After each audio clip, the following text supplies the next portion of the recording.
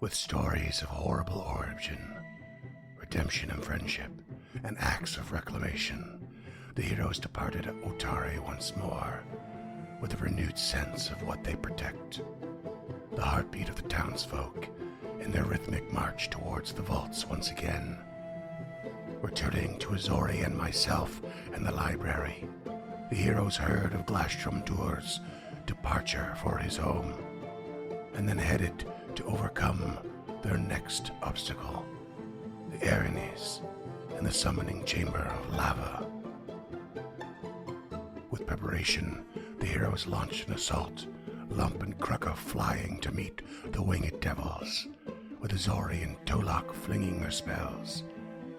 The foray was intense, and the final piece of the fragmented amulet nearly lost to the liquid flames. And just as victory was at hand, one of the devilish furies aimed their bow high and began to take down the ceiling in self-sacrifice and see the heroes meet their ends with her. And even I, high above, felt the vaults shake with explosive force as the lake above poured into the molten rock. Hello, creatures and denizens of the uncharted world. This is Freeman from Uncharted North, and I am plugging your ear holes now with a little bit of a favor to ask. We really could use some help on the word-of-mouth end of our project. We want you to go out and tell a friend about one of our shows, or possibly the potential of future shows that might be in their interests. Word of mouth is incredibly important for a small network like ours, and each and every one of you can help another listener find us by mentioning us to, I don't know, a friend, a game master, a dungeon master that you know, someone in the street. Pick a rando wearing a cool hat or a gnarly shirt or some wicked boots. Just think about what Scott might wear and pinpoint that person, and then you pretty much bet they're going to be into this. That would go such a long way for us. And we assume that some of you are already doing this because you're still listening, and that's really great. So we'd also like to remind those who are doing this and helping us out, but have not done this yet, that we have a free public Discord where most of our dedicated fans hang out with the crew and chat on a daily basis. You know, we chat about it all. We have laughs. We support each other with mental health. We just talk about gaming and different games we want to play and movies and music and whatever. We talk about all of it. You can hit that up easily through our website, unchartednorth.ca, or unchartednorth.com/discord will send you straight to an invite link. And if you really like and have the ability to help us move forward in creating more shows and receiving cool rewards in return, we've been working really hard on our Patreon structure. You can go to patreon.com/unchartednorth and find what we have on offer for various tiers to become more involved, a couple little bits of paraphernalia and fun things, and goals towards the future of what other shows we want to produce, how many more we would like to produce, and so on. But that's it. We really appreciate you listening. We hope that you've enjoyed most of the episodes so far. We hope you enjoyed today's episode. We hope you stick around for more episodes as we push forward and do more and more fun things. I don't want to take up any more of your time, so that's it from me. Thank you very much. Love, Freeman, aka The Barn.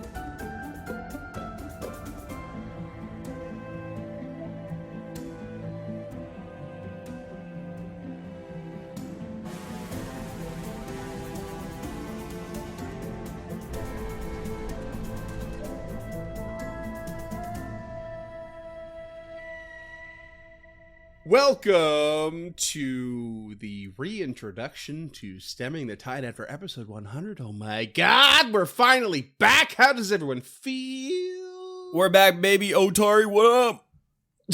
101, we're back to school. How am game played?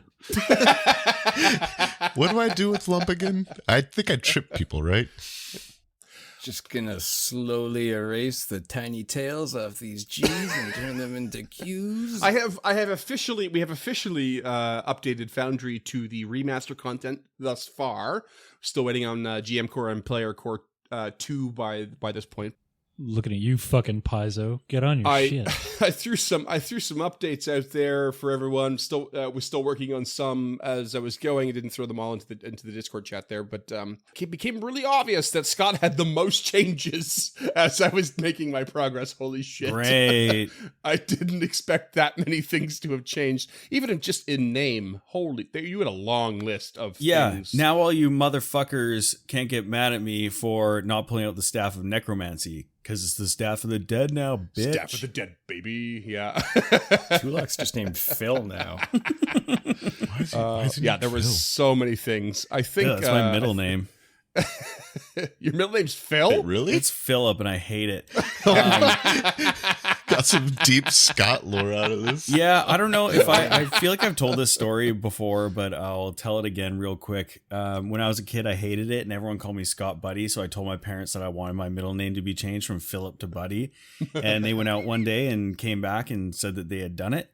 And so for years, No I introduced way. myself as Scott Buddy Barber, and then and probably for like 6 years or more, and then when I was in grade 10 and they posted our marks on the wall, it said Scott Philip Barber, and I stormed home and I kicked open the door and I was like, I'm living a lie.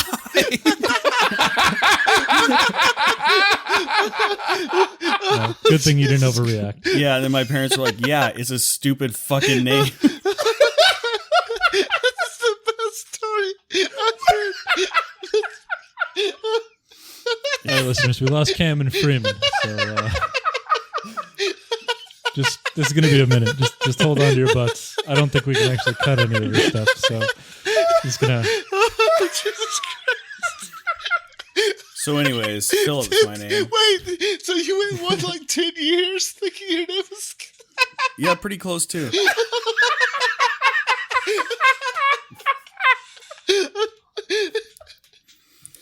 Yeah, that's my that's my origin story, okay?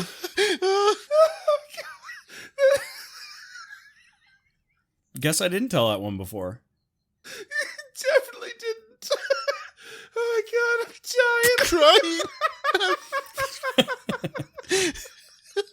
I like how in the Discord call for me, it's just them on the top corners too, and on either side, they're just cackling away like fucking Statler and Waldorf right there. Oh, my neck hurts. Fuck. All right, I'm good. Oh my god. Okay, I need to wipe my face. It's 2.5 minutes of Freeman just howling.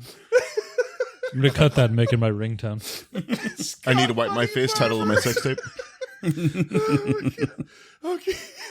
Okay. What age range was this again?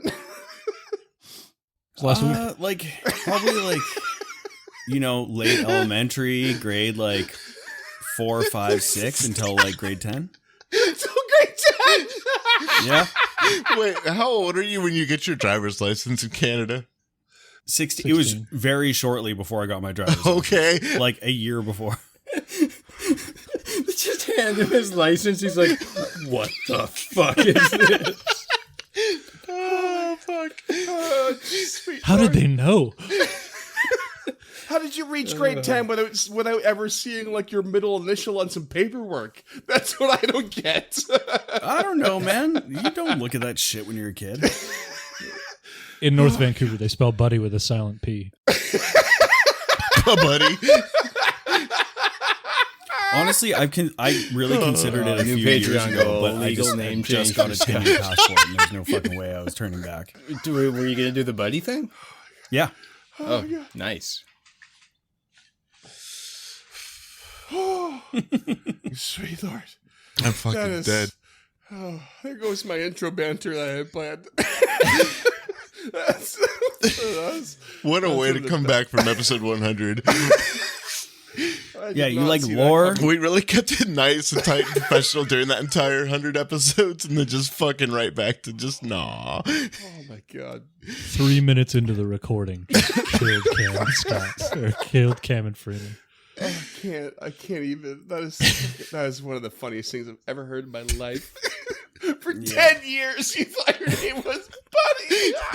And then just coming home and kicking open the door.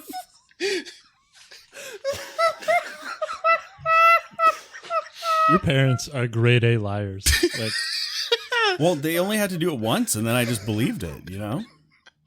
But the fact that they just let me continue believing it makes them not liars, but fucking assholes. Scott, how young It's were just you? like you kept initialing it with a B, and they kept like rushing in and erasing it just a little bit from a B. How young were you when you started smoking weed? Jesus. What the hell? Pretty close to the same time. Oh, my head hurts. I love the idea that your family was just like, you know what? It's time. Let's tell them about Santa Claus and the Easter Bunny. What about Philip? Fuck no. No go. No, not Philip, not Philip. Leave Here's Philip Santa alone. Claus, the Easter Bunny, and your birth certificate. What a crippling day. Yeah, I got issues. Yeah, we all do. That's fucking why we're Christ. here. It sounds like your issues are mostly just your parents. Yeah, I'd ate up a few hours of the therapist, you know? Yeah, less trauma, more just like a clerical error.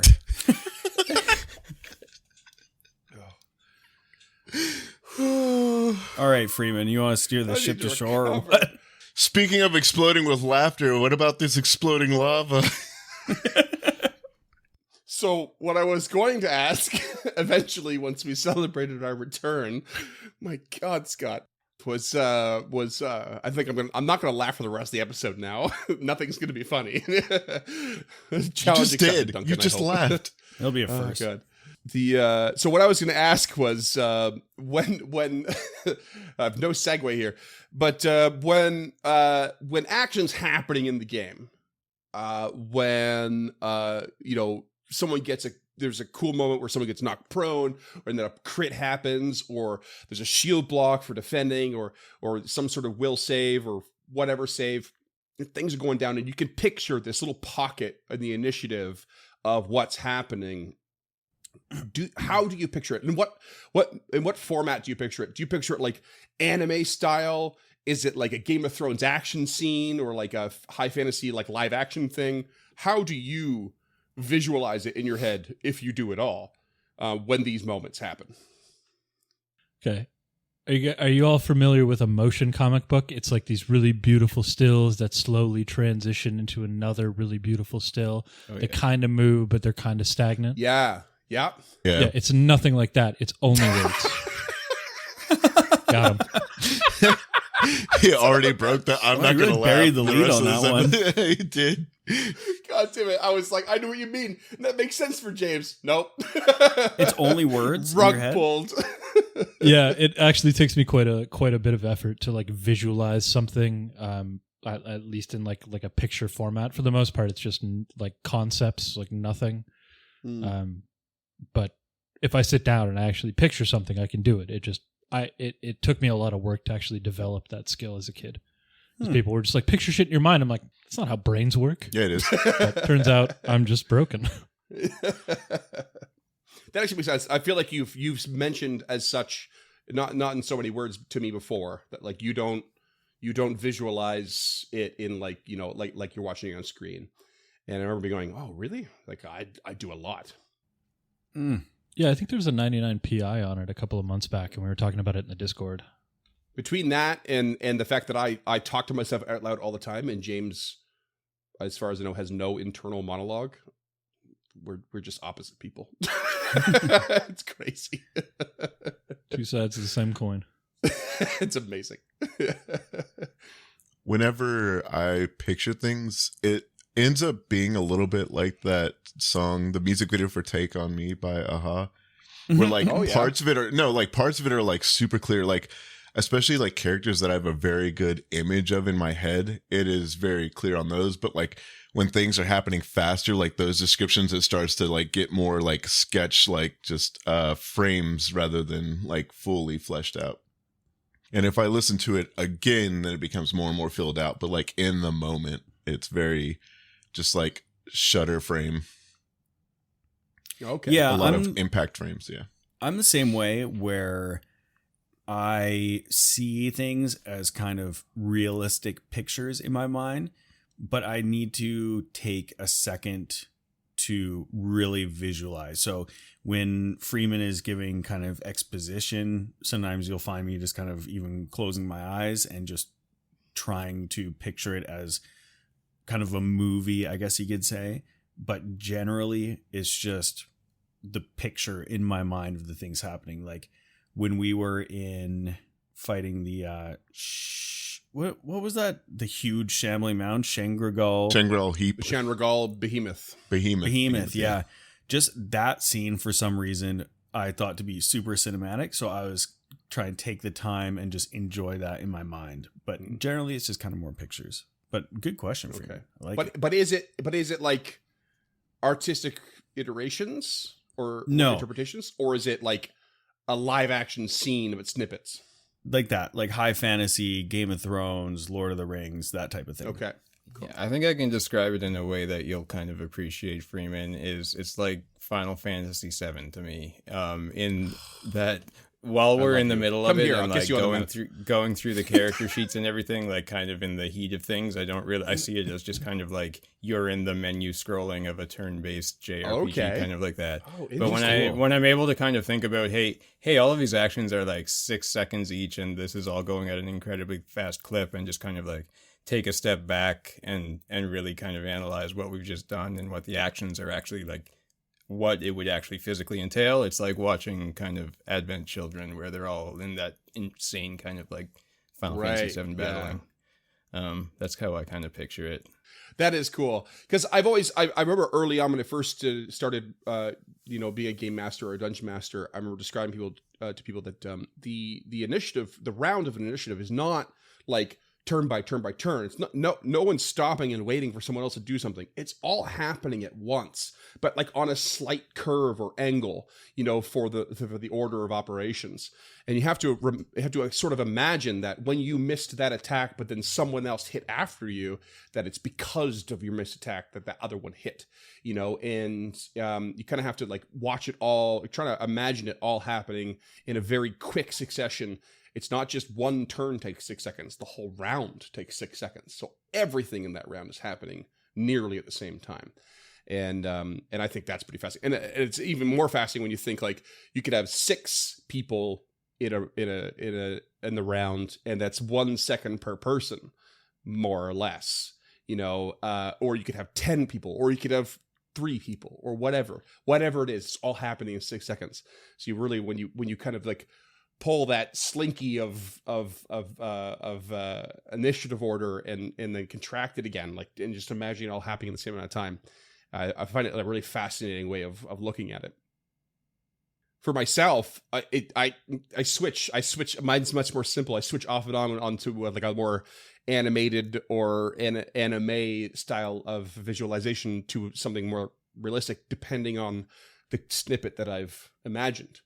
And so if it's very magical forward and extreme and, really fantastical, I tend to imagine it in a little more animation style, where I find it more believable. So anyone who's watched a live action high magic visual, it usually looks like shit, or it looks like it's contained. It looks like it's someone's in a small room with a green screen, because that's what they're doing. And it doesn't look very good, but it's easier to visualize in an animation. But if it's like a tight combat, like martial forward moment, I can visualize that in that more Game of Thrones, Lord of the Rings kind of style. So I switch off and on. I see Lump in hyper realistic, and I see Talford as more anime. I think it also depends on the character for me at the time too. I almost see Lump in a Alita Battle Angel kind of thing, where you have this mix of animation. That 3D animated, I see Mixed Krucka animation. in that too, especially with the fiery change the axe, like topic just just trailing ever so behind. slightly Like, here. I don't know. And that's got You the know, really listeners, oversized eye just coming out of their mouth. It's so. okay because this goes back to what Yeah. we were talking about earlier. Trucker real always looks quick. cool as fuck in my Is that, opinion. you know, listeners, we got a lot of name changes here with the update. All my spells Okay, are you want all to ruin different. my segue? But That's you know fine. what? The That's one okay. they didn't change? No big deal. The one I can't fucking say. Telekinetic projectile. Only one the same. All right, buddy. Son of a bitch. Here I was just like, ooh, maybe I'll get something that's a little more tasty and easy for me to digest. No. Anyways.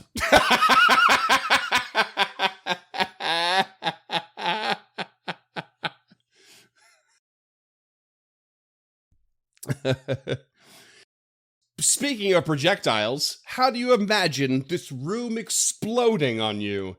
Is it in text? Is it in a menu screen like Duncan? Is it animated? Is it live action? The one thing I can tell you for sure is that it is devastating. We're in the pause screen debating a save scum. I like it. Here's the deal. So I went back and forth on what I was going to do here. There was this amazing tidbit that I hinted at somewhere. Maybe it was just the Discord, maybe not on air. But the writer of this book, of book 2, Vanessa Hoskins, pretty sure it's Vanessa Hoskins. Correct. Yep. Thank you. She wrote did some detailed research on what would happen if this lake was ever to fall into the pit of magma, and it got cut from the game. And she said on a stream a while back that that she sort of explained how much she had done, and it expressed her disappointment, and not any vitriol or anything, but they were like, yeah, it had to be cut, but it's still locked behind a legal wall in which she can't release it because she was contracted to do the work, and it is Paizo's content at the end of the day. So we don't know what it would have been. But I can tell you that if you were to drip into that magma, it would be 20d6 per turn. I just rolled that real quick for 62 damage. It's brutal. I can only imagine. I did a little bit of research on what a steam explosion looks like, and it's pretty brutal. It's pretty abrupt. Devastating? Absolutely devastating. So here's what I'm imagining. You all know something's about to go down. I think the last things you were doing is, I think Krucka went and got the last bit of fragment from the one dead Aranus that fell into the magma, and you all started to hightail it before this other Aranus started to launch her arrows at the ceiling, and the water started pouring down, and you were on your way out, and this massive explosion hits you all from behind. And it is hot. It is filled with rock and rubble. It is concussive, as you can imagine. And it has completely knocked you all out of reality for a moment. For a long, long moment. And I would like everyone to quickly roll me a D100. I'm starting to like you, Baron. Krucka, you are the first to rouse a little bit. You find yourself effectively buried, pinned to the ground. You can't really see anything. You can breathe, but you could tell the air is thin or hard to get at. What goes through Krucka's head in this moment, waking up, suddenly regaining consciousness, but unable to move, well, almost nothing of his body because something is on him, something so heavy on every piece of him? Not much going through his head, but panic, I would imagine, since his prodigious strength largely comes from his body, and he's going to need that thing to move to use it. So I guess it'd just start to struggle, and like, can he crane his neck at all and see anything, or is it just... He can't. It's Okay. Yeah, it's proper scary, and it should be.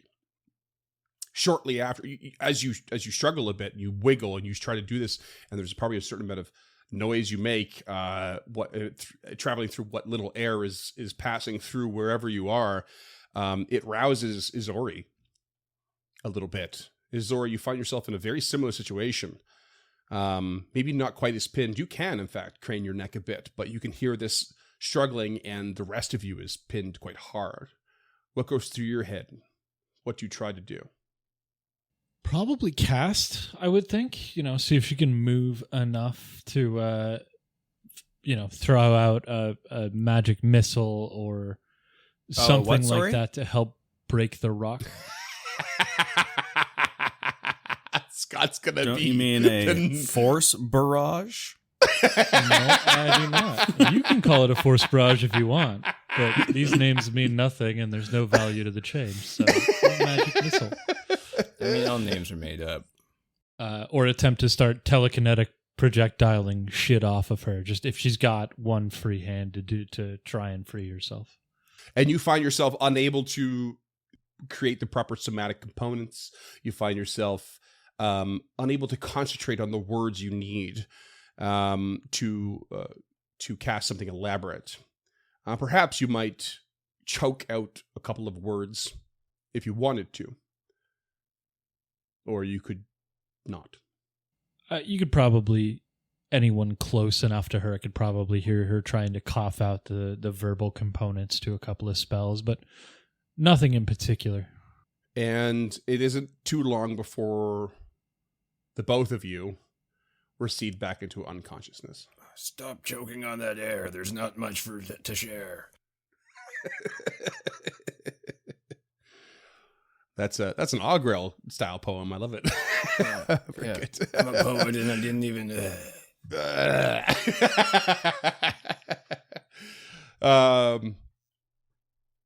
Tulok, you awake to the sound of, you think, stones scraping against each other. Some sort of grinding sound, a digging sort of sound. And you are similarly pinned hard and terrifyingly so. What think you? So, Tulok, feeling the pressure of the weight on him, kind of just starts to cough a little.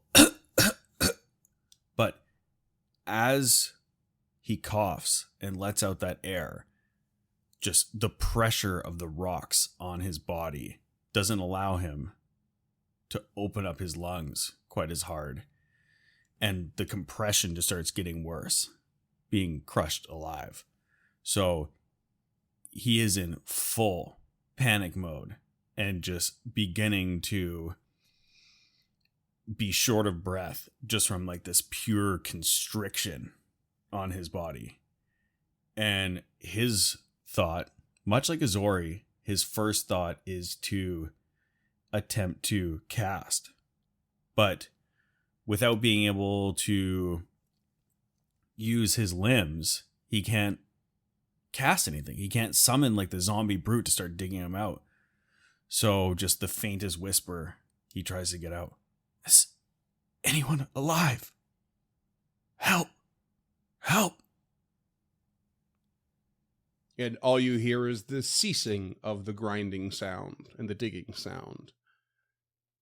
And as your panic continues to set in and increase, the hyperventilation takes over and you pass out. Lump, you are in no different a situation. However, you wake to this pressure rising off of you as something is lifted from your chest. And you have this vague, blurry sensation of rousing and seeing a little bit of light and a figure moving in and out of your blurry vision. What do you think or say? I think before that, Lump, feeling crushed by all the rocks and debris, had a moment of going back into the flesh warping chambers, and was having a panic attack. But as the rock gets lifted, just coughs and dirt and dust and small pebbles, and a broken tooth come out of Lump's two mouths as they look around, trying to blink all the dirt out of their massive eye, tear just streaking down their chin, trying to clear it. Their vision's still too blurred to really see anything, just hoping that this person isn't here to finish the job. Do you say anything? Help. Please. My friends, they're under there. And we'll gesture vaguely in the direction, still too stunned to really put it together. You see this hulking, blurry image. Like, it looks massive from your perspective. It encompasses everything you can see, though you can't see anything in clarity. And you could feel this, like, it's like this mixture of dirt over the lens of your eye and water and welling up tears. And this hulking, multi-limbed creature just looms over you. And one of its limbs just comes down hard and smashes you in the head. And you're out. And slowly, but surely, you wake up, each of you, in a random order, freed from your rubble prison, in different states of disrepair and injury. Everyone roll me another D100. Lump, it is you first to rouse. And you open your eye to take in what character, James? Well, it's not the Azori that they're used to. What? Scoot, you're unconscious right now. Enforce my discipline. Shut your mouth. I'm just kidding. That was my exact reaction too. You just beat me to it, you son of a bitch. This character is clad in cream-colored robes that are almost opalescent when the folds touch the light. A heavy black breastplate protects their vitals, but it is so dark that it appears matte to the eye and just absorbs the light. Hanging from their waist is a large red tome, and in his right hand, hanging limply, is a simple sword with a blue, iron, dull blade. On his left hand, orange runes glow across his knuckles, and as your eyes move up, you see this gray, furred face with drooping jowls of an otherwise lean body, and the pulsing, ice-blue spiral emanating out from his scarred-shut right eye. And Old Man Raphael stands above you. What the fuck? What the fuck? Until you said the spiral over the eye, Yeah. I legit thought that it was going to be Sammy had turned into And now it's a catfolk character. Let's go. Sammy is evolved. He reached level 25. Raphael. Noble Shuni, were you the one that retrieved me from the rubble? Was he? Mm-hmm. Sure was. A hulking, multi-limbed Shuni? Nope. Sure wasn't. Because Lump, as you ask the question, you look around and you see Kruka and you see Tulak. You see no Azori. How long have you been down here?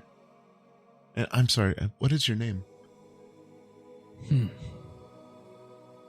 That is a strange question these days. A name. I suppose the one most familiar would be Raphael. It belonged to this most recent form. And to answer your other question, Perhaps a day, at most, digging through the detritus. Your presence called to me. Lump turns their head, unsure if Raphael means them in particular or the entire group, but isn't saying anything yet because they've ended up in bad situations before, and keeping their mouth shut seems like the right play at the moment. Mouths. Thank you. Take a camp point, Scott. That was an anatomy correction. That was. That. That's amazing. And is going to immediately pull the flesh off of their arm to see if the healer's kit is still in there to go help Tulok and Kruka. As soon as you do that, Ruff levels the blade at your neck. I'm just trying to make sure that they're okay. What is the name of the half-elf that lies over there? As he gestures to Tulok. Sage Tulok. He grunts a couple of times to himself and nods in assent as he drops the blade. And Lump will kind of scramble over the ground, pieces of their plate mail, if it's still attached, scraping against the rocks as they land on their knees next to Tulok with kind of a heavy thud as they pull back the skin to start pulling out the supplies, reaching for burn cream and other salves to treat the wounds from the steam explosion. And Raphael watches you closely with his one good eye, just to make sure that you are attempting to aid. Tulok rolled me a fortitude save. Oof. Middling. 23. You're okay. You have staved off the Velstrak tetanus you contracted days before. All right. Those rusty chains. Those rusty chains I mean, on the love failed that. attempt to actually defeat that Velstrak. Son of a biscuit. I can't believe that was only days before. Despite the fact that Azori is not here, though, I also need one from her, if you please. Fortitude, you say? A fortitude, please. Keep it secret. Keep it safe. Okay. Okay, I got it there. Thank you very much. But Tulok, you stir as your body overcomes more than a few traumas. I could not think of that word. God damn.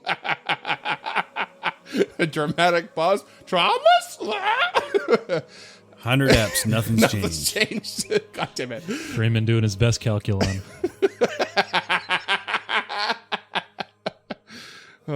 I said I wouldn't laugh for the rest of the episode. It's just impossible. None of us. You rouse to see the situation. Lump leaning over you, doing their work on trying to make sure you're okay, and this small figure in behind them. What do you do? Tulok looks up, sees them. Thank you. Thank you. Thank you. And notices the silhouette behind and kind of leans his head around. Who's that? Lump will help Tulok up into a reclining position, and they asked your name. I told them because they leveled a sword at me before they would let me render medical aid. Sorry, cut this, but as far as I know, Scott, the player, they would know each other from Otari, correct? Absolutely. Yeah, you're the only one. Yeah. You're the only one that would know Raphael for sure. Sorry, does Raphael look older? Much older. Okay.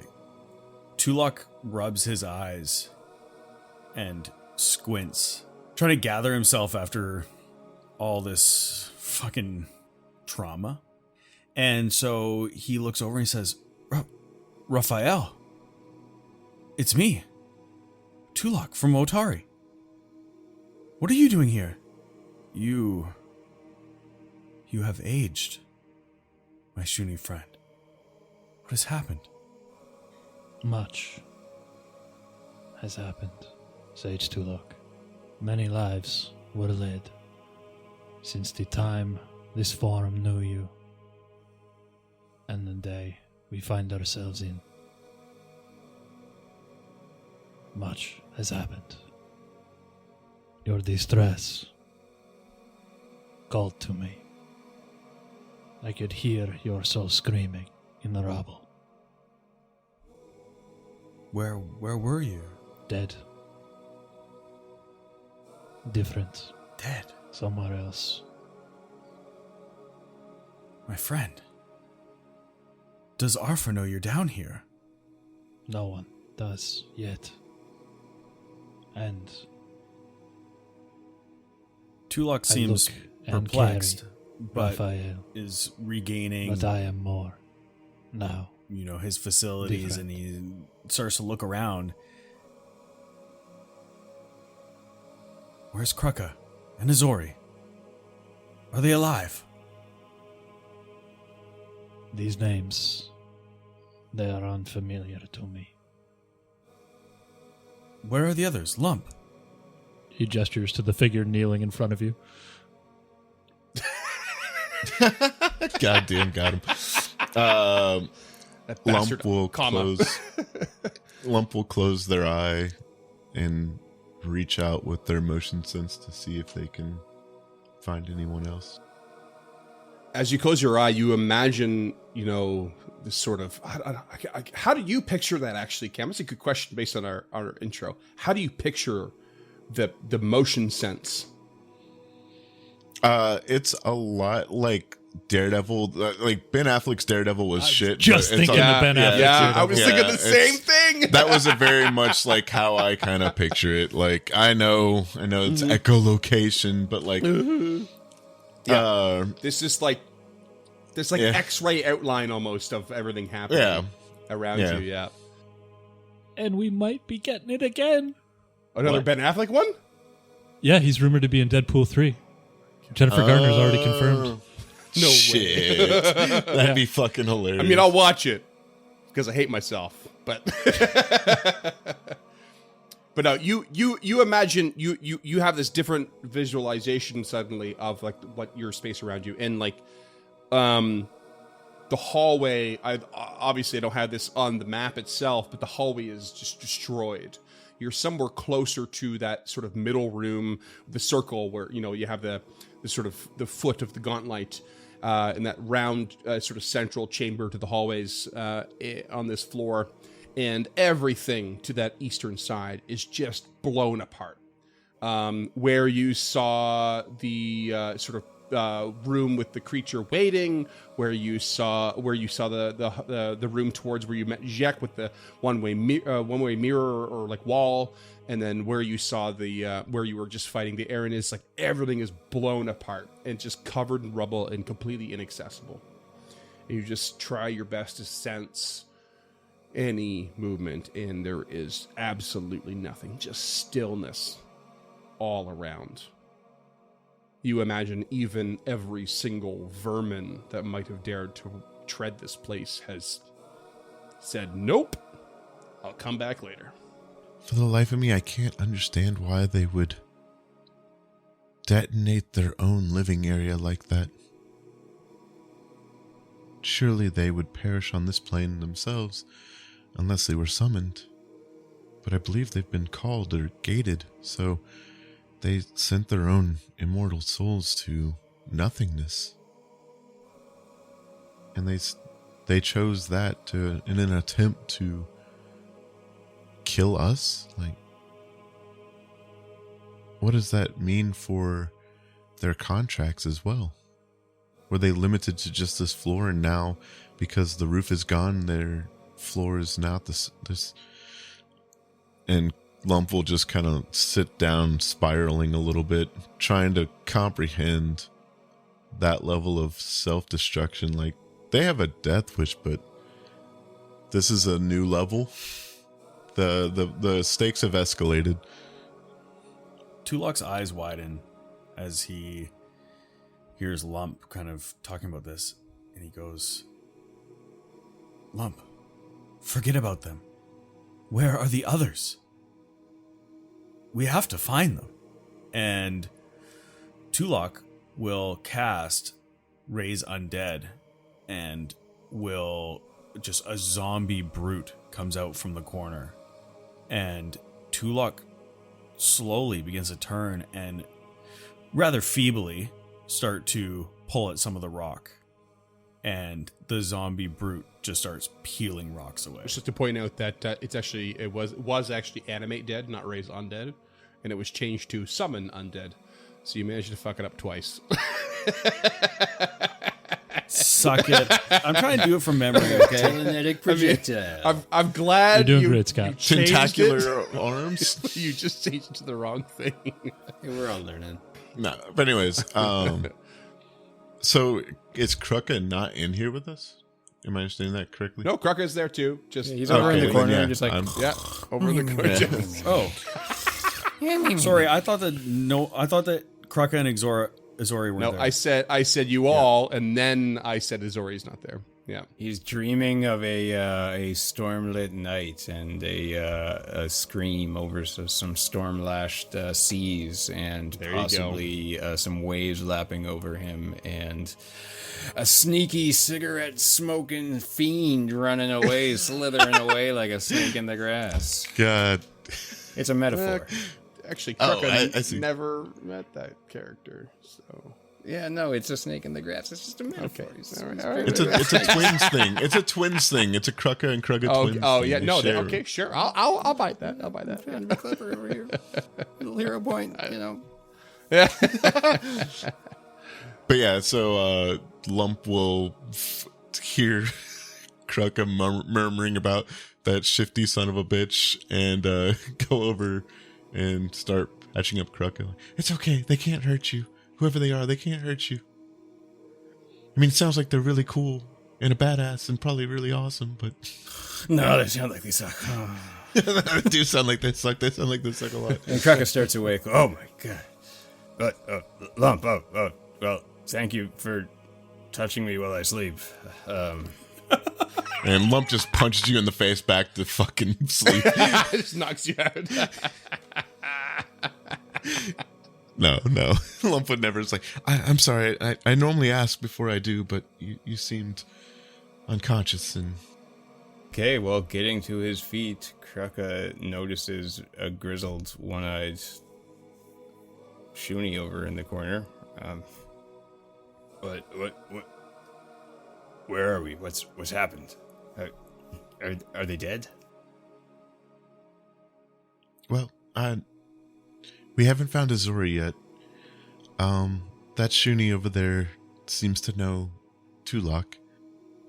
And, at the moment, we're just kind of putting ourselves back together and taking a couple deep breaths. And Tulok is not paying attention and is still digging with the zombie brute. Yeah. Did I have that right, Mr. Shuni?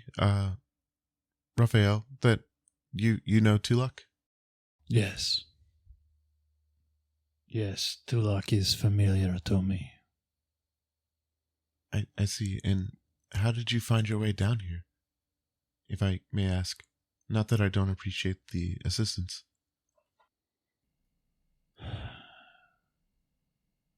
I am unsure. Things are still difficult to place in an orderly time. Time.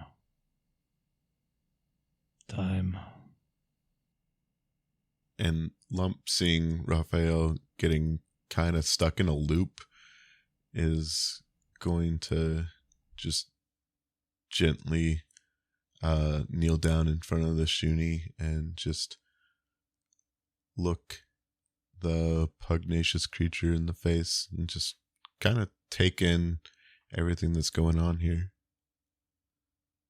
offering a soft, gentle smile, waiting for them to come out of it. He always appears to be looking past you, even when he's looking 1,000-yard right stare. at you. And you know, you know that he's talking to you, but it never feels like he's addressing you. And he does finally pull himself out of the spiral. There is something to this place. Something that must be done here. Something that I had a hand in. Glass. Colors. Death. So much is unclear. But being here with you, the three of you, that feels clear, solid, familiar. I see. Well, how long has it been since you found us and we awoke? Hours, days, hours. Lump just nods. Very well. And is going to go ahead and just start patching everybody up. And say some quick prayers to their pantheon and see if they still have a connection. Certainly. Of course. Krucker just checked himself. He grabbed that last piece of the talisman before shit blew up, right? And it remained with him the whole time? Yeah. So he just kind of holds it out, like, well, where do we go forward? Doesn't understand why no one is helping him dig, but isn't paying attention, and has used the feat Bonds of Death to summon a second zombie brute, and literally the three of them are digging.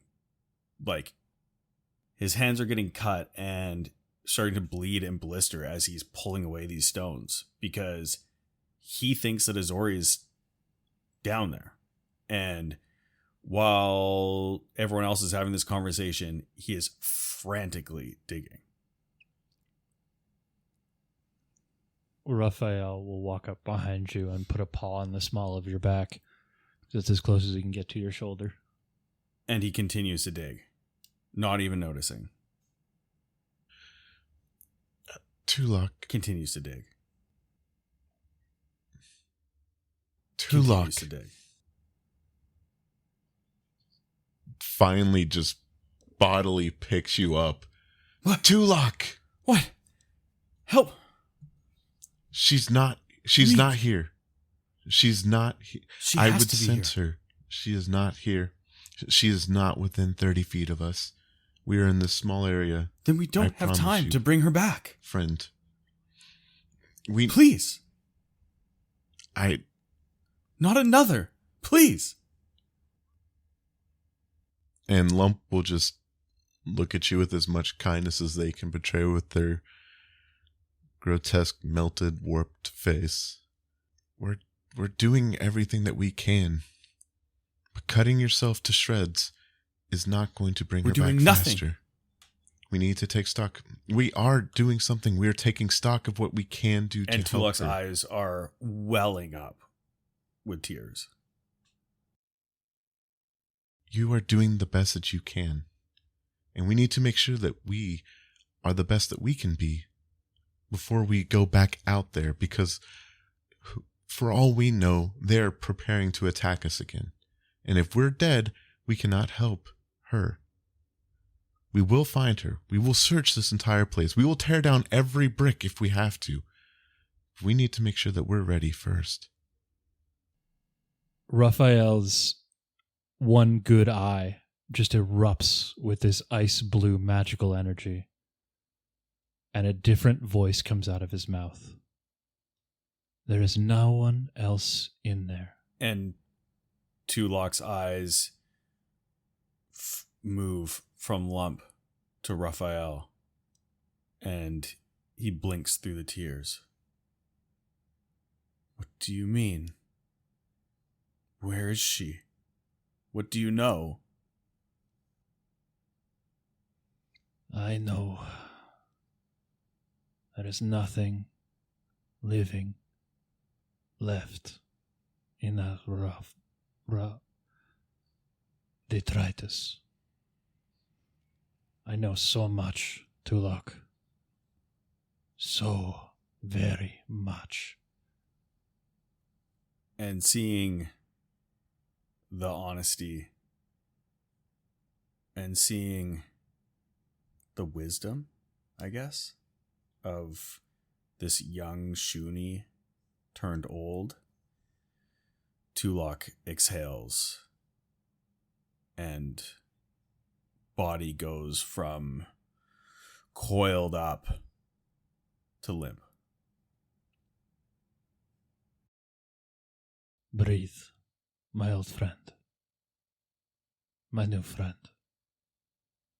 Breathe. We will move forward. On with your task. I would not be here if it was not important. You just don't know how much we've lost.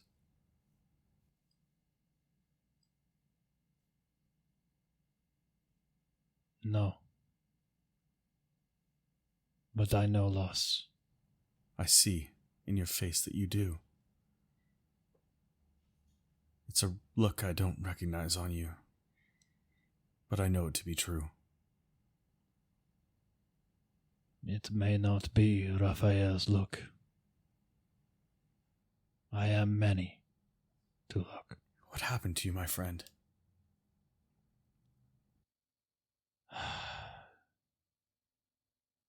Death.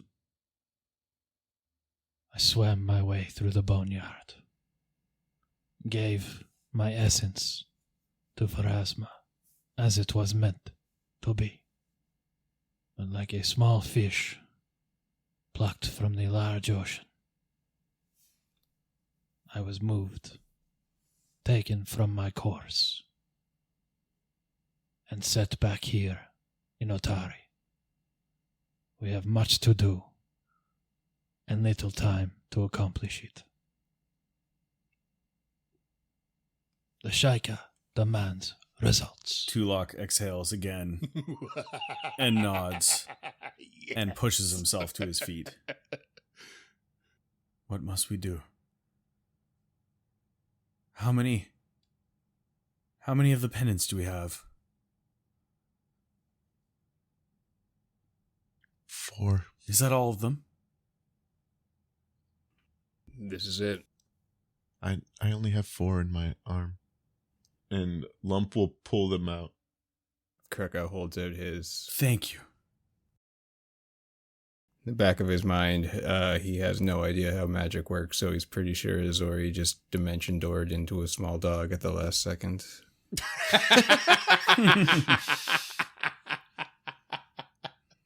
But he's just going along with things. Lump will reach out a hand to Kreka to take the last bit of the shard. Sorry, just for that, I just love. We didn't really go down this way, but I love the idea of like how many we have. 4, and then Kreka's like 5. Yeah, you just see him doing Just the holds it math, up. and he's like 1. Oh, 2, 3. I got one, by the way. Because it was such a ridiculous scenario. Like but you had but Kreka had fly on, and if I recall correctly, you flew down to grab it before the airness like sunk into the magma. It was like super last minute. Oh yeah, superhero shit. Wait, what would have happened if that thing fell in the magma? Would we have been kind of fucked? Yup. Pretty much. I had a spell to deal with it. Okay. You ever heard of a spell called Phoenix Ward? Freeman? I have not, actually. Oh, I was ready. I wasn't gonna let this happen. Here you Okay. go. Sweet. You raise a fiery shield around yourself, gaining resistance 10 to fire. If you take fire damage that would reduce you to 0 hit points, the Phoenix Ward absorbs any damage beyond the amount that would bring you to 1 hit point. The ward then heals you in a brilliant display of flames in the shape of phoenix wings, enveloping you in light. You regain hit points equal to 48 plus the absorbed damage. Holy crap. Damn. Should have let us know That's beforehand, because amazing. Krucka was just going to go in and have to get fucking fished out like one of those fuckers from Pompeii. Man. Yeah. I was positive you were going to say mending. Don't worry, I can fix this with a cantrip. It's going to take me 10 minutes to cast. Just got to fish all that liquid metal out of the magma. Easy, easy. Aw. Spilled it everywhere. Okay, so we've got all 5 pieces. Should we make our way to the magic door? Well, you're in the roughest shape possible, so I might recommend a rest at least. No, 1 Some HP healing. is all you need. I'm good. I've been trying to heal us with these medicine checks, and Freeman's like, no. No medicine. Yeah, I saw some of that. We don't have to go through the old let's roll everything kind of scenario, but let's just assume you definitely need a big long rest, and then we can hand wave the whole thing. Question is, where do you want to do it? When do you want to do it? Do we know about this Yeah, teleportation We circle? have unlocked it. Let's teleport. I mean, we could just bamf our way back to Otari and rest in actual beds. I'm sure you guys would like some fresh air in your lungs after all that dust and Yeah, rocks it's and funny shit. because we literally just came from Otari right before this fight, right? No. We don't have to go We back. totally can. I'm just wondering. No, what your absolutely. characters would want. Maybe not. Yeah, you Lump. did. You don't know how long you've been gone from Otari, but yeah, the last thing you did was come back from Tulok Otari, definitely yeah. wants to go back to Otari. But I'm just saying, it's like they came in, had like a minute and a half worth of fighting in real time, and then got crushed to bits. Like prepped up like bosses, went in there, wrecked the place, and then got exploded. it feels like it's been like 2.5, 3 months or so. Okay, so Tulok says, "Come this way. Let's take the teleportation circle up. Back to Otari. We need rest. We need to figure out how to get through. We need to find Izori, but we need strength. You're right. You're right." And he walks towards the teleportation circle. And Lump follows. So, little housekeeping. Lump, I'm sorry, but you no longer have the hat of disguise, but you have a masquerade scarf. Oh, You lovely. have to say it like that every time, though. Masquerade Which I think is much scarf. cooler personally, because I always thought the dumbest thing about the hat of disguise Oh, yeah. is that you're It is wearing pretty some cool. fucking stupid hat all the time. Yeah. Versus a scarf. Yeah, Yeah. scarf's versatile. You can wear it in any weather. A belt? Yeah. The laundry list of changes on your character. Yeah, my is gloves so are a belt. funny. I just your gloves are now a belt. Your hat's now a What? scarf. Like Mhm. it's ridiculous. Oh, so good. Wait, what's a belt? The Yeah. gloves of storing. The gloves of storing Oh. are Retrieval now belt. a retrieval belt. Yeah. Oh wow! So you The like remasters. Indiana Jones, fucking wachas, fucking belt master it back to you? That's Yeah. awesome. The wand that you never quite learned the name for also changed. Oh, Scott? I knew the name was Manifold Missile this whole time, but I'd like to call it the machine gun. The machine gun? The machine gun, yeah. It's now the wand of Shardstorm. Oh, that's way less cool. That's actually a cool name. It is pretty cool, yeah. All right, so you head back to La Town. Head back to town with Sal in tow. Yep. Thanks to the masquerade scarf. So good. And as you teleport up to level 2 and make your way to the surface and out through the fog fen and through the forest and out into the opening towards the cliff that surrounds Otari, you find yourself, as usual, coming along the path past the Stone Ring Pond. and there is a few druids hanging out there, and sure enough, Warlewin sees you coming and scurries along the path to meet you with a concerned look on their face. Woolowin, what is it? Master Tulak, I'm so glad you're safe. It hasn't been long, but there's been a development. What's happened? Tell me now. You don't know. It's nothing to do with what happened while you were down there. Look. And they point to the gauntlet. And for the first time, everyone other than Raphael sees the glow in the lighthouse. Oh, shit. The town's been sitting on it for about a day, wondering what was happening. The graveyard, Woolowin. It's secure. It's the same little dalliance as the first time, as far as I can tell. We talked to Rin, and she said as much. The first time she saw it, it's similar to that. Maybe a little bit brighter. But we don't know what started it. We were hoping that maybe you would know. Not that I can think of. We've taken too long. I knew we took too long and we should have been going faster. And he starts to look panicked. Oh, Tulak is breaking, and I love it. Oh, God. You have defeated this menace before. We shall do so again. Raphael, we haven't defeated anything. All of her generals are still alive. We've killed minions. We've moved down, but we have done nothing to stop this. We need to prepare. We need to prepare. We need to prepare. We need to prepare. Yes, we do. But you have done much. And before the last time, you did not have the many on your side. We will overcome this, all of us. But now is not the time to panic, to be overwhelmed. You are smart. You are powerful. And we will defeat the Horvax. This is my purpose.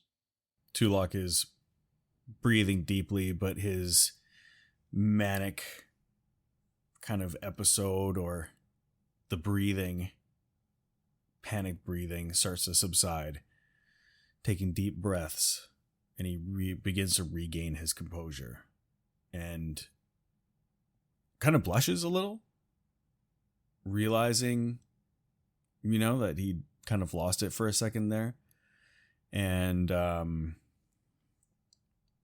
swallows deep, nods, and says, "Okay, we must prepare. Raphael, if you have knowledge, please share it. Let's continue." Yeah, what knowledge does Raphael have at this point? Yeah, Barn.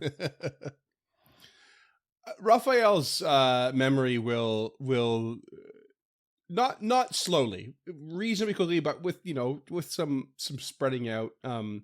He'll remember everything that happened before he left. He has a condition known as Deus Ex Machina.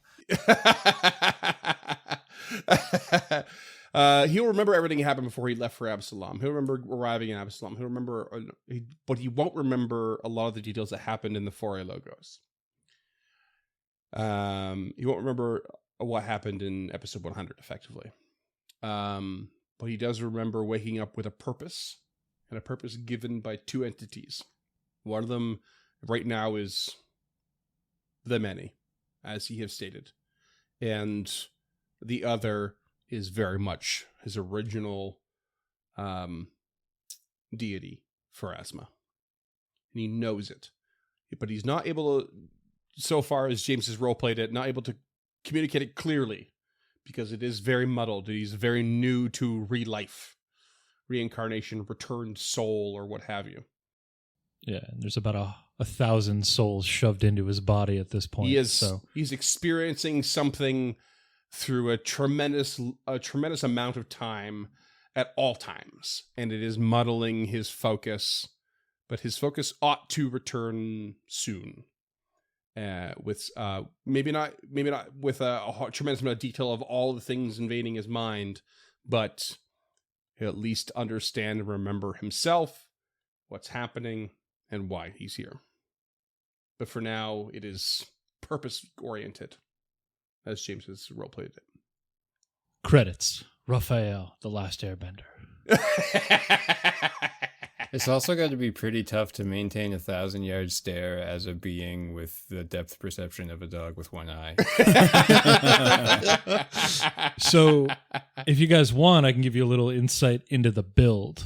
And that is not mechanic, but related to his archetype. Ooh. Mm-hmm. Yep. So that 1,000-yard stare isn't so much a 1,000-yard stare, so much as him seeing all times, all the time, all at once. Ooh, Like the movie? 4D puppy. I don't know. I never saw the movie. You're talking about the everything everywhere all at once or whatever. Oh. I'm thinking more like the Matrix Revolutions. But yeah, there is a very big something changed within him, obviously. There's a very purposeful reason why James is role playing it this way, and I love it. I'm glad you see it because I wasn't sure if some of that stuff was going to get missed. Oh, I see so it. I'm glad you guys clocked the 1,000-yard It'll become stare. clear soon. Yeah. Yeah. All right, you're in town. You're gonna rest.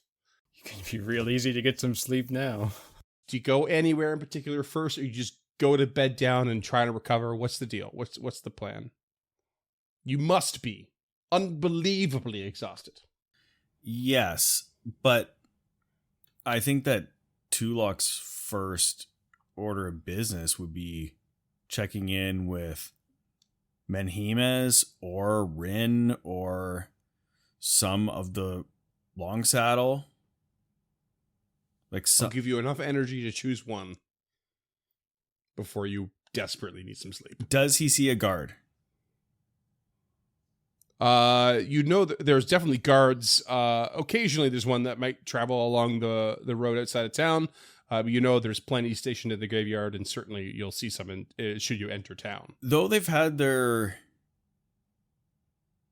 rocky history since the night of the full moon, Tulok thinks that he would like to get in touch with Longsaddle first, actually. Surprisingly enough. So if he sees a guard as they're basically limping into town, he says, "Hey, come here." Right, Master Tulok, good to see you. Oh, look, you look a bit rough there. Holy Jesus. Listen to You me. need a bit of help. Listen to me. I can be a crutch for you. It is important. Yeah, listen. Now, give me Longsaddle. Okay. Send him to my caravan. With all Can you- haste. Right. Oh, right now. Okay, see ya. And he runs off. And Tulok will Duncan. carries on that way. Duncan, try not to laugh. Sorry. And you head back to your caravan then. And then on the way, Tulok will turn to everyone and say, "We must rest for whatever's coming. You are right. Sal, there's room for you if you need it. If not, I know you can get room at Tamley. Raphael, I don't know what you're doing. Krucka, anyone. We can stick together if we need to. If not, just let me know where you're going. And we can get this sorted out." Yeah, Krucka, having not seen the light the first time, but having come in and seen the aftermath of the first attack, is just kind of, he's not sure what to expect, but he knows the seriousness and the I don't know, the somberness of this kind of moment, and just kind of takes a second and looks at the others and says, I will go home. I will see you in the morning. And heft his axe on his back and just kind of stroll towards the woods, trying to center himself as much as possible. I'm pretty sure you've technically seen the light before, but only when it Oh, blasted. yeah, he saw 'cause the that light. that was part Yeah. of your intro, was like he got annoyed by the light and then the noise. Yeah, I So saw the he- light, but he like the did- cranky old man, he came in to like, all right, let's shut this shit up. Yeah. But he didn't he wasn't in the midst of the full attack the first time, Right. and he didn't see the panic amongst the townspeople and stuff. So Sure, it's just kind of like a different, like the starkness of the light on that like that eerie kind of calm before the storm with the light in the sky, and everybody just kind of on edge. I think he's still just kind of like trying to take whatever zen he can get before the inevitable violence. Ready that for a will little follow. more another reclusive moment while it's available. Tulok is just remembering like family members being attacked by the undead versions of their risen family members and friends and neighbors, and it's not good for the old psyche. Lump, you're standing there, Tulok's ready to bed down, but talk with Longsaddle. Kruka's going back home in the woods. That leaves you with this new incarnation or some such of a creature you've heard about, but it doesn't stand up to the creature you heard about. And you are in disguise. What do you think? What do you feel? What do you do? Raphael, Hmm. do you drink? I seem to remember being fond of it in a life or two. Would you like to get a beer? First, I would like to see the graveyard. Yes, I'm not super familiar with it, but I see in the distance the Dawnflower temple, so maybe it's that way? I can take you. It was the site of the last place I drew blood in Otari. The last time Tulok and I fought side by side. And it is happening again. What? Now? Episode 11, listeners. The first wave.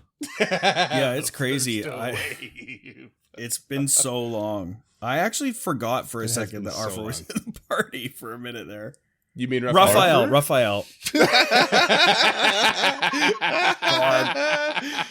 Welcome to me. Welcome to me at episode 100, where I just fucked it up all the time. Ruff was very short-lived. Ruff was very short-lived in the campaign until now. Yes, I'm down to follow along. I could use a stroll. So Ruff will take him up the cliffside by the Dawnflower and just stroll through the graveyard, make sure the soil hasn't been overturned since the last time he was there.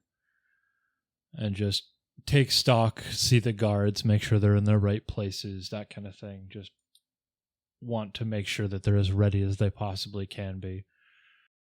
So, what happened in the graveyard? I know that Tulok has been stressing something happening, but hasn't really given me much details other than a beam fired. That beam raised the fallen, crawled right out of their graves and distracted us, while another creature took to the battlefield and nearly killed me and Physic.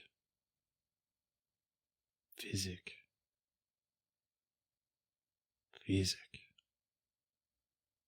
The slouch.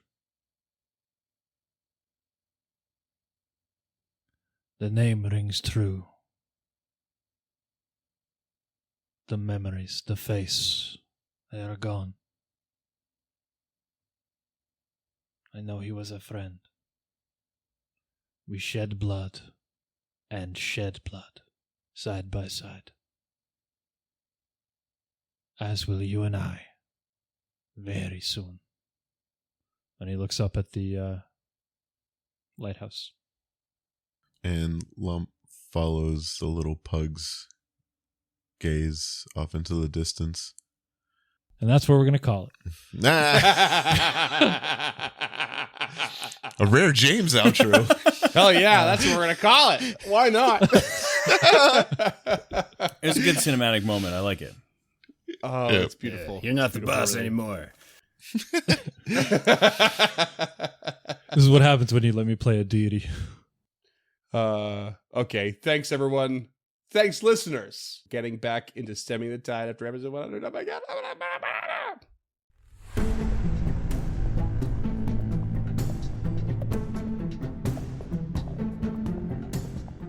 Stemming the Tide is an actual play podcast of the Adventure Path Abomination Vaults and is produced by the Uncharted North Network.